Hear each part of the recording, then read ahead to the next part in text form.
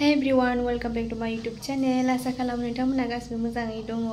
आङो दिनैहाय सासे बाजैनि सासे लोगोजोंहाय दख'ना लायनो थांफानो नागिरदों आरो ओमफ्राय बाजै गोदान लाबोनो बिनि थाखायनो दख'ना लायनो नागिरदों आरो ओमफ्राय आंनि भिडिअखौ नायनो मोजां मोनोबा नायलांबाय थादो। थुदो बिदिब्ला स्टार्ट खालामसै, बारा गोबाव पेक रायलायबाय थाला।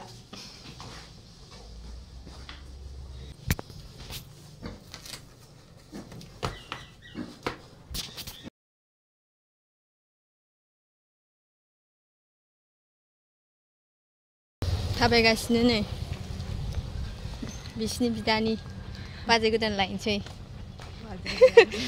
दख'ना बायनो थांनो नागिरदों एसे शपिं खालामनो। हाबानि शपिं दिनै खालिथार लामायानो। नैबाव थास' बिथुर खाफैदों मैया।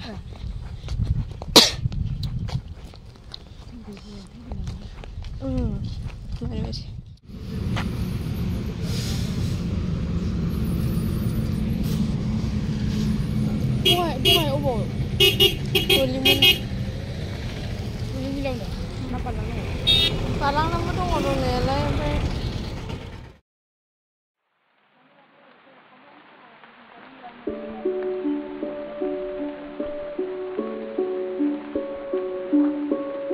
सफैबाय नै जोङो बङाइगावआवहाय।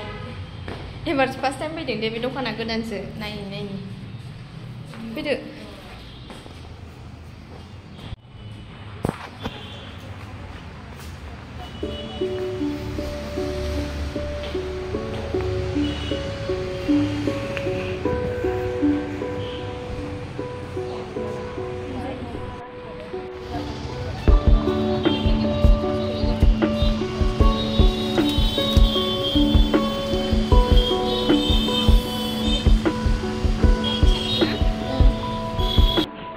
दख'नाखौनो फसायासै जोङो, ओमफ्राय दस्रा लायबावनोसै।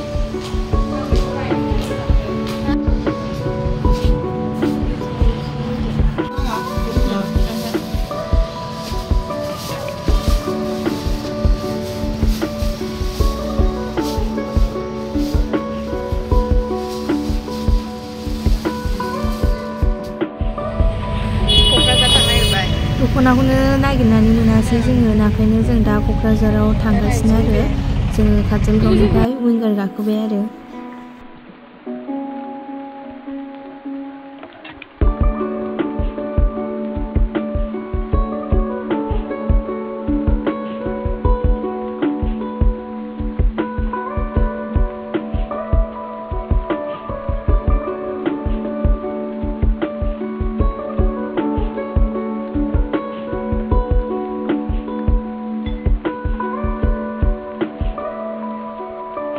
क'क्राझार मोनफैबाय नै, ओमफ्राय जोङो दा दिल्ली मार्केटाव थांगासिनो।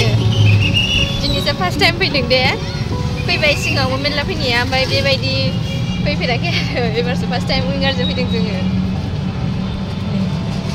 एखे दख'ना नागिरबाबो मोनैनि फैबाय जोङो क'क्राझाराव थांसै होननानै, रोङाबाबो। दख'नाखौ नागिरजोब्बाय, काजलगाव नायबाय, माबा बङाइगावबो नायबाय, रलिं मिलावबो नायबाय, गैया। ओमफ्राय जोङो दा क'क्राझाराव फैबाय आरो।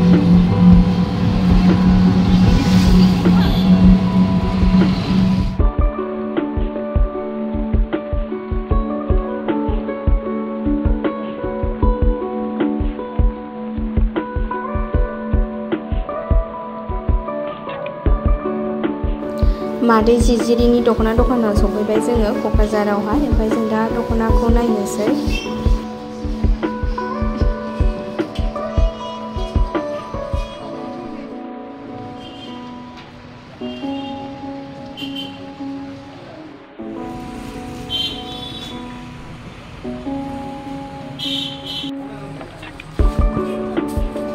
नों हरलाय दा